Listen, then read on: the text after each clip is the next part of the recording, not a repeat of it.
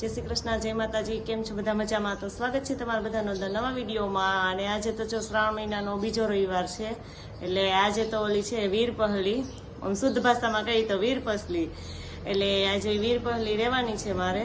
તો પેલો શ્રાવણ મહિનાનો પેલો રવિવાર હોય ને ત્યારે આપણે રહેવાની હોય, પણ પેલા રવિવારે તો સાતમ હતી, એટલે કે બે હારે તો હાલે નહીં. એટલે ઓલા રવિવારે તો સાતમ રહી હતી, આ રવિવારે હવે હું વીર પહલી રહી છું. તો હમણાં જો નાહી ધોઈને તૈયાર થઈ ગઈ છું, અને પછી એની વાર્તા કરવાની હોય તો આપણે ફટાફટ વાર્તા કરી લઈને. આજે તો રવિવાર છે, તો મારા મીસુબેન ને પ્રિન્સભાઈ તો હજી હુતા છે, કેમ કે રવિવાર હોય ત્યારે તો એને એક દિવસ આરામ કરવાનો જ હોય. અને હું હવે મારી વાર્તા અને મારી પૂજા ને બધું કરી. નાવાનું તો બાકી છે, હજી બ્રશ કરી અને મીસુબેન જાય બેસી ગયા છે. હું વાર્તા કરતી હતી ને તો મારે વાર્તા કરીશ, હું તને વાર્તા વાંચી દઉં કે તેના બાજુમાં બેસી ગઈ છે. અને જો આ વીર પસલીની વાર્તા છે, તો વાર્તાની બુકમાં હોય જેમાંથી જોઈને વાર્તા કરવાની હોય આ વ્રતમાં.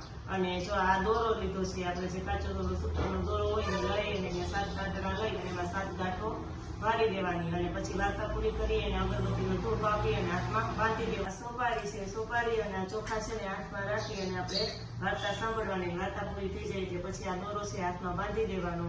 અને ઘણા તો એવું વ્રત કરે છે કે આ દોરો છે 7 દિવસ રાખે છે, 7 એટલે આવતા આજ રવિવાર છે તો આ સામેના રવિવારે છોડી નાખે છે.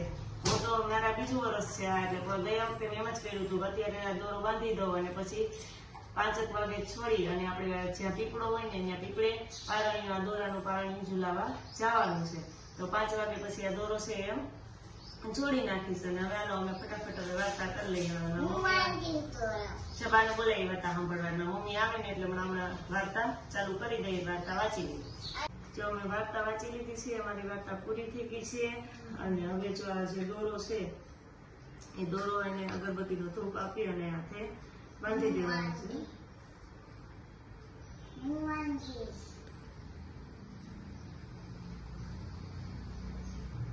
ધૂપ આપી અને પછી આપણે છે હાથે બાંધી દઈએ. અને આજના દિવસે ભાઈ જે બેનને આપે ને એ જ જમવાનું હોય છે. એટલે કે ભાઈ દર વખતે આપવા, ઓલી વખતે મેં એમ જ કીધું હતું કે જયારે વીર પસલી હોય ને ત્યારે ભાઈ આવીને વીર પસલી આપી જાય, એટલે જે પૈસા આપી જાય એમાંથી લઈ અને મારે જમવાનું છે. એટલે હું 2 ટાઈમ એમાંથી એ જ પૈસામાંથી ફરાળ લઈ અને 2 ટાઈમ બપોરે અને સાંજે ફરાળ કરી લઉં છું. નકર કોઈ એવું હોય કે ભાઈ આપી જાય જમે, પણ પેલા એવું કરતા, અત્યારે તો કોઈ એવું કરતા નથી. એટલે એ જે પૈસા આપણે આપી જાય ને, જે આ વીર પસલીના, એ પૈસામાંથી જ આપણે લઈ અને ફરાળ કરવાનું છે. હા, અમારે મીસુબેન વતાઈ રહ્યા છે. તું હું લઈશું? હે શું છે એ નથી ખબર. વીર પસલી છે, તું રહીશો? તમારા મીસુબેન વતાઈ રહ્યા છે, તો તું ભાઈ ને કહેજે તને પૈસા આપે. હો હા, એમાં તારે પછી લઈને બધું ખાવાનું આમ થાય. એને તો ફરાળ જ કરવું હોય એટલે આંગળી ગઈ તો એવી કે હું રહીશું. મીસુબેન વતાઈ રહ્યા છે. હાલો હવે ફટાફટ થોડું ઘણું બધું કામ બાકી છે કરવું, એ કામ આપણે પૂરું કરી લઈએ. કેમ મીસુબેન? આજ તો મીસુબેન ઘરે છે એટલે બધું કરવા લાગશે, લાગે ને? હે, જય શ્રી કૃષ્ણ, જય માતાજી. જો આપણે ફૂઈને આવ્યા તો બપોરે તો અમે સુઈ ગયા હતા, એટલે વિડીયો નતો ઉતાર્યો.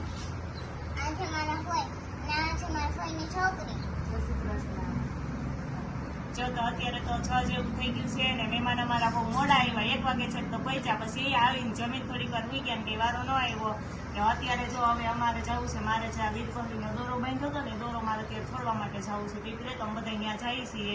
તો જો આ અમારી નણંદ છે ને આ છોકરી છે મારી હેમુબેન. કા જય શ્રી કૃષ્ણ કર બધાયને. જય શ્રી કૃષ્ણ તો કર. જય શ્રી કૃષ્ણ કે જય શ્રી કૃષ્ણ.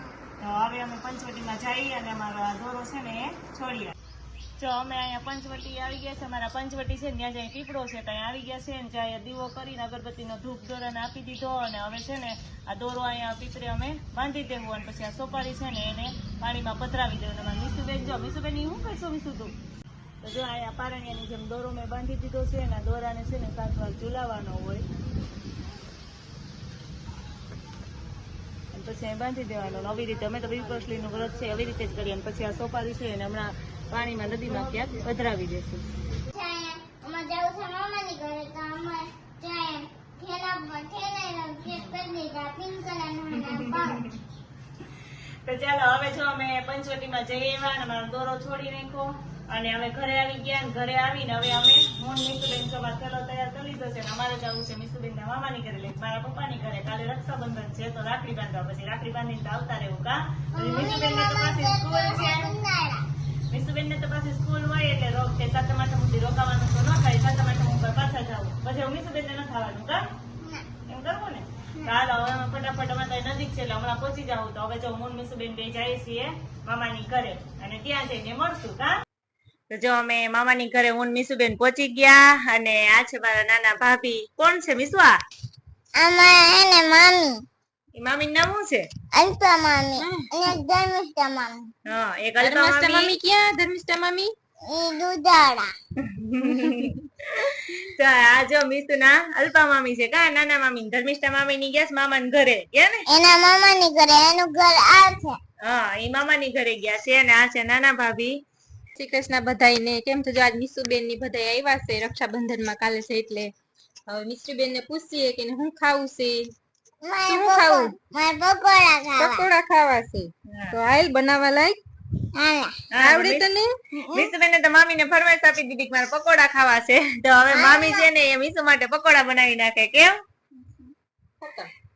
હા, તો હાલો હવે બનાવી નાખીએ અમે પકોડા.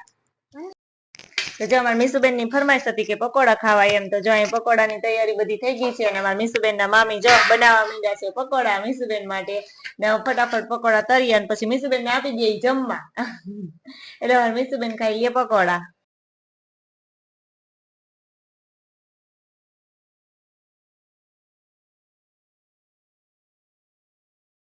પકોડા છે ને બની તૈયાર થઈ ગયા છે. મીસુબેન તો કોઈની રાહ જોયા વગર ફટાફટ જમવા માંડ્યા છે. એટલી બધી ભૂખ લાગી ને તો ને પકોડા ને જો એટલી બધી મીઠાઈ છે. તો આપણી મીસુબેન વિચાર કરે છે પકોડા ખાવ કે મીઠાઈ ખાવ. કેમ?